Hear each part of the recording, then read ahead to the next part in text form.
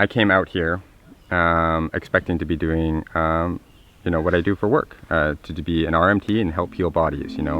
And what I recognized, you know, within the first day of being here, get back behind the line, do it now, don't touch me, was the level of police brutality that I hadn't actually witnessed previous to this.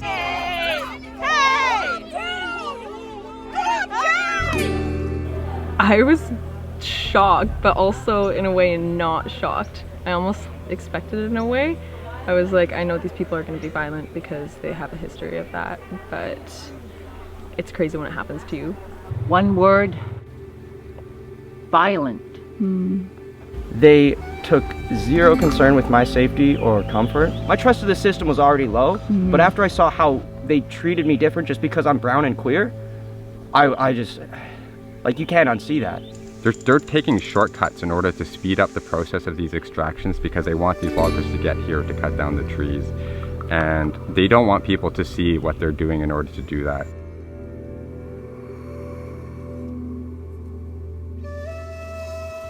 Things are definitely escalating here. Tensions are getting high. The police are getting sick of us. The loggers are getting sick of us. We're getting sick of them cutting down trees. And it's getting hot out. I couldn't imagine being a cop and being in bulletproof armor and wearing your tactical stuff when you have people standing in front of you singing and you're standing in the hot sun and it's just peaceful protesters singing and you are strapped ready for battle. My third time here, my first night I showed up, there's people driving up and down the road, our main road, screaming obscenities and idiots, fucking hippies, and he's like, oh, I cut down 3 massive cedars today at work, like, fuck you guys, like bragging about cutting down massive trees. I woke up to my windshield being smashed. There was a woman sleeping in her vehicle and they smashed her windshield and then they threw another rock through her side window and it actually smashed her in the shoulder.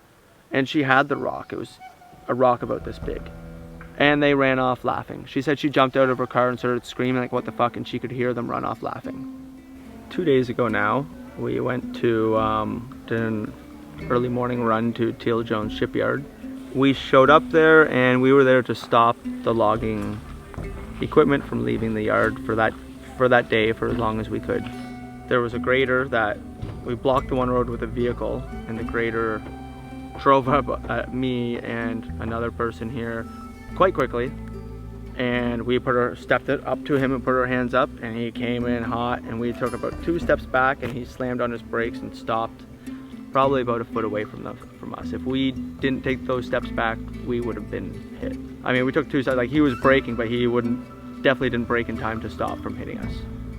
And yeah, he got out and yelled a bunch of swear words at us, and then he backed up his grader a little bit and lowered the blade close to the ground, and then he got out and he walked away. The long blade is there, and then there's a hydraulic cylinder here and a chain supporting it. And I used a bicycle lock, just your typical U-shaped bicycle lock, and I put it around my neck, and I went up and sat on top of the grader, and one of the other protesters there helped me and came up behind and put the clasp on the back around the chain. So I was chained to the grader, he took the key. So it was fairly tight. It was like I could maybe fit 1 finger through it. Wow. And as soon as that happened, the operator saw us. He came up screaming, what the fuck are you doing? Get the fuck off my machine. So I sat there and he came up to me quite angry. He said, get the fuck down. And I said, I'm sorry, sir, I can't. And I showed him the bike lock around my neck. He goes, what the fuck? And I was like, I don't have the key. And he was like, just started screaming swear words at me and walking away. And I said, thank you, sir, have a good day. Get off my machine. I can't. Why? Because I don't have the key unlocked. Oh, you fucking scumbag. Thank you. Have a good day, sir. Then everyone came. There was a group of indigenous women on the drums that were there drumming and chanting. They had jumped up onto the excavator, chained themselves to it, banners put up, and ceremony begins. And so we're there on the drums. And we get smudged with all these things. We also got hosed by loggers that were there. And they soaked us all at 5 in the morning for about 10 minutes. Wow. 10 minutes straight. And it was like those of us that were in ceremony, I did the best to protect them with my body. I was already soaked. that operator that was extremely mad at me, it was his machine. He threatened me many times. Like I said, I had a bike lock around my neck and it was already fairly tight. It wasn't comfortable. He threatened me many times to grab me by the legs and pull me by the legs until he hangs me. And then he also said he was gonna, because that blade, you can adjust the height of it. He said he was gonna lift that blade high up into the air and hang me and just hold me there till I was dead. At one point he started climbing up into the loader and he said, "Fuck this." And his coworker started yelling at him, "Frank, don't do it, man, don't do it, it's not worth it." And then one of the other guys said, "Man, I know you just got out of jail, but like, this isn't fucking worth it."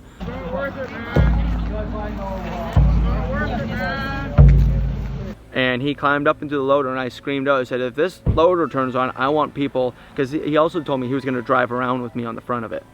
And I said, I want people in front of these tires. If he starts that engine, I'd like the people behind the tires. You guys go over there and do some work. He didn't start the machine. He climbed out laughing.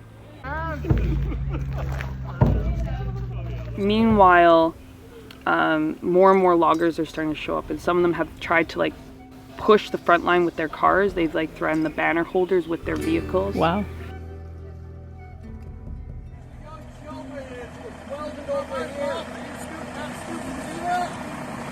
Back up. They're locking the gate.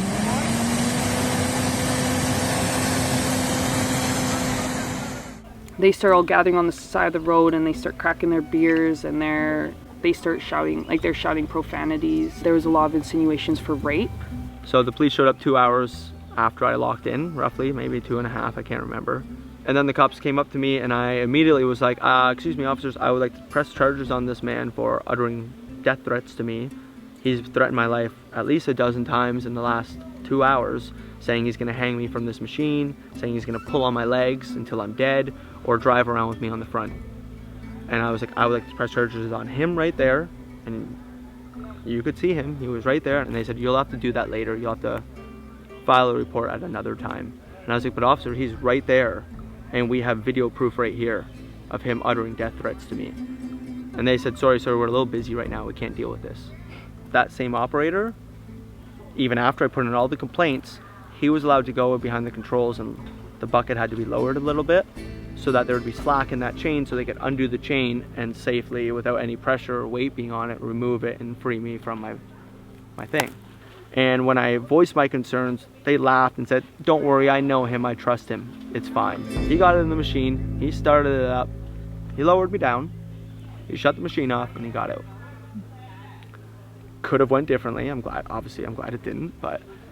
I witnessed myself being corralled, being singled out, and then all of a sudden I'm just being grabbed. And there's 2 officers on each of my side and they're just running me. Like so fast, they're just like, my feet are just kind of like, and they're holding me so tight at my elbows, just like almost like lifting me. I'm just like, why am I under arrest? You had a chance to leave.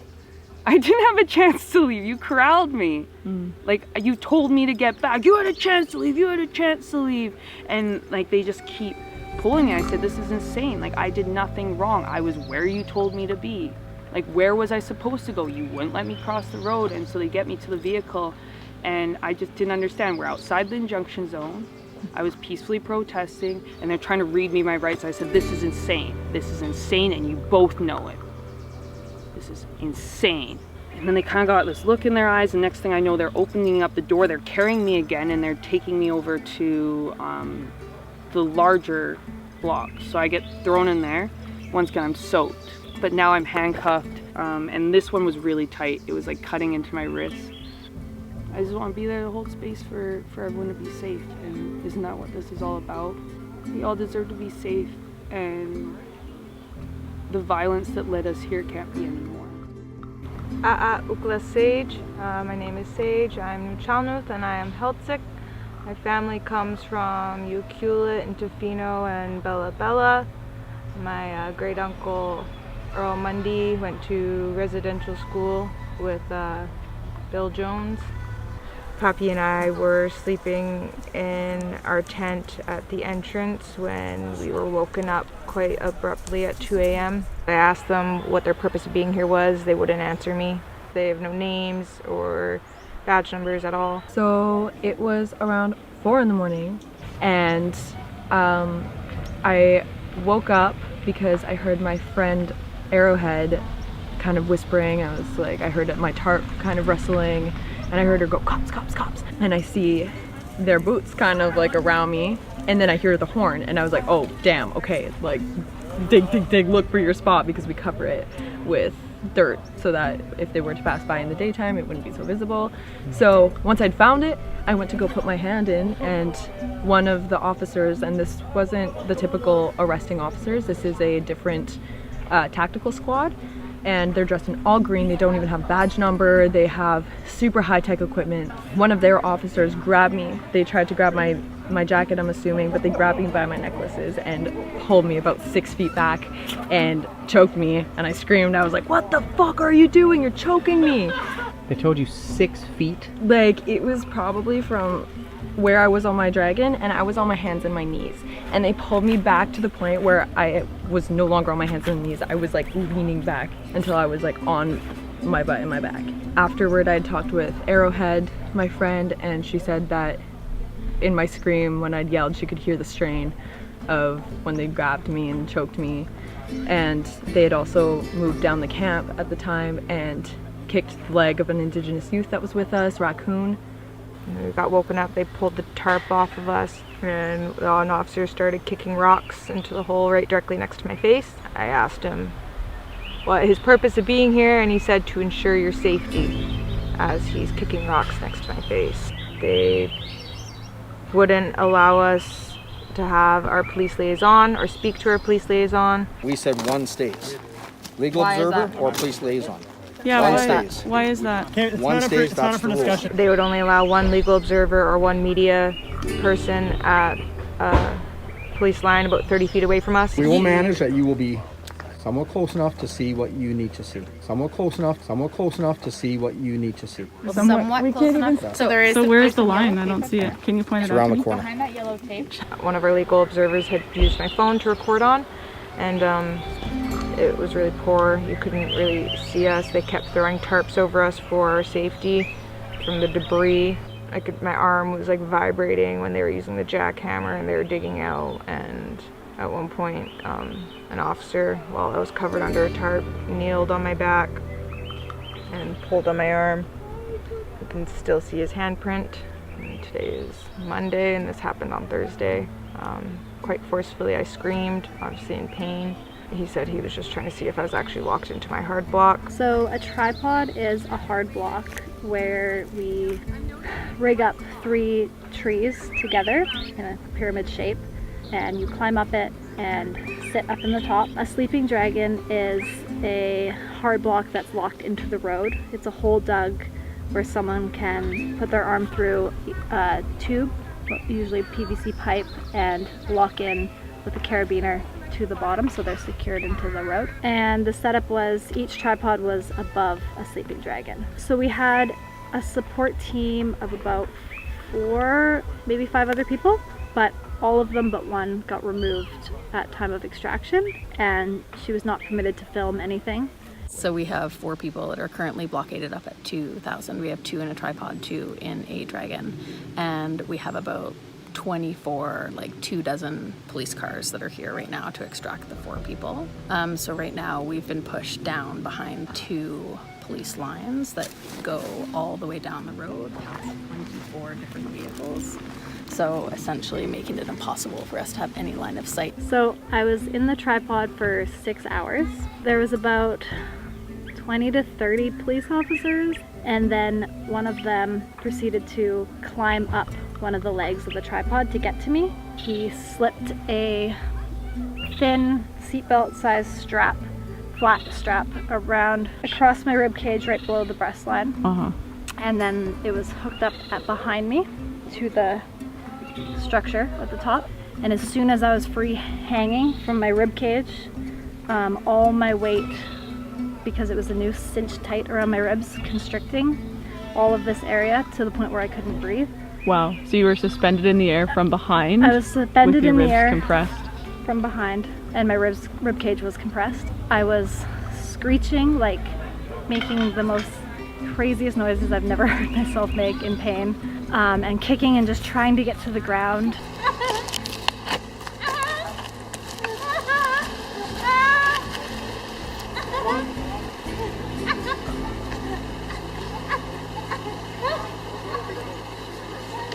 As I was coming down, some officers were yelling, like, watch out, someone's below you, and I was completely just uncontrollably flailing. This was someone who was locked into a different block below you? She was completely locked into a dragon below me. Okay. I luckily did not land on top of her. And then instantly they just said, grab your things and come with me, and I just grabbed my stuff and walked, and I'm just in complete shock, just crying, and no one looked at me for any injuries, even though I was obviously in a lot of pain. In between my ribs had been squished together, so all the muscles in between were clenched and tight and spasming. I had an hour and a half, maybe almost 2-hour ride to the Duncan Hospital on the bumpy roads, and that was pretty excruciating, but basically I was told that I was very lucky because those straps in that situation should never be used unless it was an emergency. And if they are to ever be used, they are to be used cinched around the back to the front, because then the weight of you is not on the front of your rib cage, where it can crack a rib, break a rib, and puncture your lungs. And if that happened, I wouldn't have made it back to the hospital. Right. It was probably the most painful thing I've experienced. So a group of us went on a very peaceful hike towards an exclusion zone, and we challenged it. We walked through the first angled vehicles.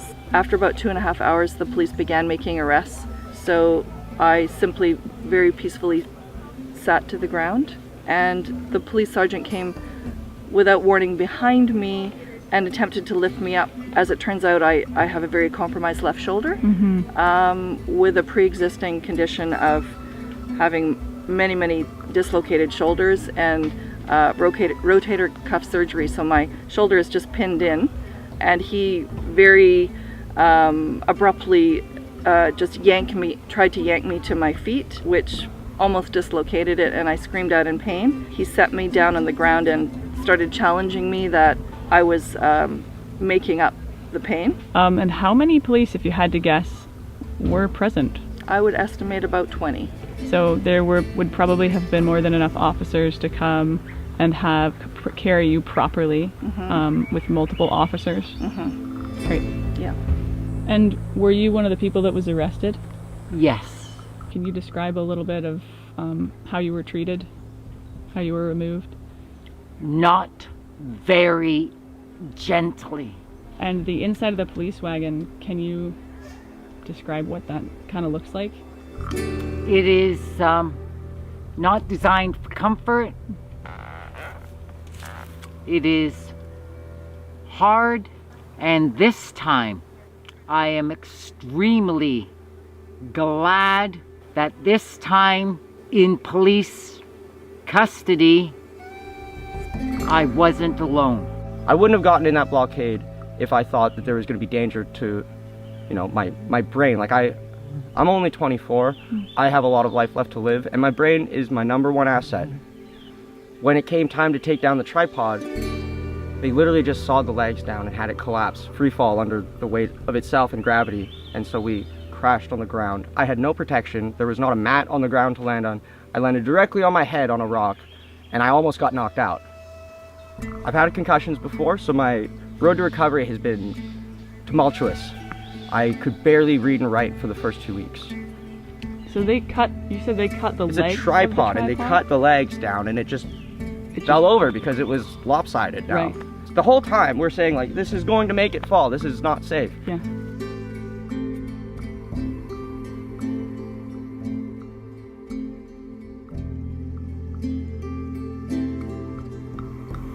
I don't know what they think is appropriate for extraction, but it should be safety. Their first words to me that day were, "We're here for your safety." Hilarious. Then they throw us in the paddy wagon, bring us to Cowichan Detachment, and don't even charge us. They just let us go, send us to the hospital. They say, yeah, out of our hair. Probably because they're protecting their own backs. My trust of the system was already low, but after I saw how they treated me different just because I'm brown and queer, I just, like, you can't unsee that. My name is Cheyenne. I've been out in Fairy Creek with my daughter and my dog. We've been here for a couple weeks. I was recently arrested. During the arrest, I experienced some hardships with the police in regards to my disability. I have a neurological disability that affects my ability to walk, and I experienced the cops forcing me to try to walk. Even though I was unable to do so, they kept trying to force me to walk. My friends and my daughter were at the blockade with me during their arrest. They were also yelling at the RCMP, and once there was media on them, they seemed to switch their tune, and I was picked up only to be brought into a headquarters in the woods. And after arriving there, once again, the police tried to force me to walk, and because the interactions kept going, my brain became stressed out and I had a seizure. I actually had 2 seizures, and during my seizures I was not assisted by the RCMP. I was literally held up with my shoulder up against the paddy wagon. Nobody supported my head during the experience, and I felt very unsupported and disgusted with the way that I was treated by the RCMP. The number of horror stories that I've seen and heard from people that have been in these blockades and that have had super unsafe extractions from the police in these contexts, and the non-sympathetic viewpoint that I've seen the police provide. They lie and they use intimidation to do that, and it's been completely mind altering to see that, because you don't notice that in the media.